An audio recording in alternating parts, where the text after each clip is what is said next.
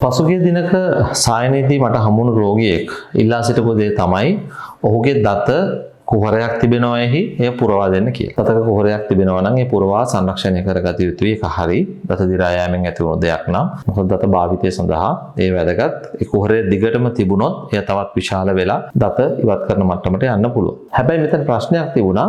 මේ දතේ වේදනාව ඒ මොහොතේ තිබෙනවා. ටිකක්.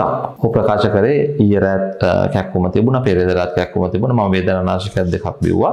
දැනුත් මට ටිකක් මේකේ රිදෙන ගතියක් තියෙනවා. කට සෝදනකොට හිරිවැටෙන ගතියකුත් දැන් එනවා. පොඩි ඇදුම් කෑමක් තිබෙනවා. මට මේක පුරවලා දෙන්න කියලා. මෙය තේරුම් ගත යුත්තේ මෙන්න මේ ආකාරයට. දතක් ඒ විදිහට වේදනා සහිතව තිබෙනවා නම් එය සාමාන්‍ය පිරවුමකින් ඔබ ඔය හඳුන්වන ස්ථිර පිරවුම්, తాවකාලික පිරවුම් වගේ දෙයකින් පුරවලා වැඩක් වෙන්නේ නැහැ. ඒ දතට ස්නායු ප්‍රතිකාරයක් අවශ්‍යයි. නමුත් රෝගියෙක් දිගින් දිගටම බල කරනවා නම් දතක වේදනාව තිබෙද්දිම සාමාන්‍ය පිරවුමක්. ඒ කියන්නේ ස්නායු පිරවුමක් නොවන විදියට සාමාන්‍ය පිරවුමක් කරලා දෙන්න කියලා. මේක වැරදි choice එකක්. මේක වැරදි නිගමනයක්, වැරදි ප්‍රතිකාරයක්. යම්කිසි විදියකට වේදනාව පවතින දතකට නිකම්ම බදාමයක් උඩින් දාලා ඒක තලලා මේ කුහරේ වහලා තියුවොත් ලෙඩාට වේදනාව වැඩි වෙනවා. ඒ වගේම මේ දත ඇතුලේ ප්‍රදාහයක් තිබෙන නිසායි මේ වේදනාව ඇති වෙලා තිබෙන්නේ. මේ ප්‍රදාහය වර්ධනය වෙනවා.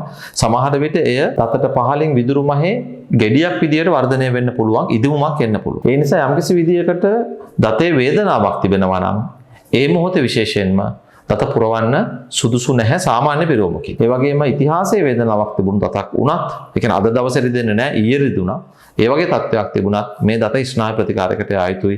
කිසිම විටක රිදෙන දතක් පුරවන්න ඔබ දන්ත ශල්‍ය වෛද්‍යවරයාට යෝජනා කරන්න එපා සාමාන්‍ය පිරවුමකින් පුරවන්න.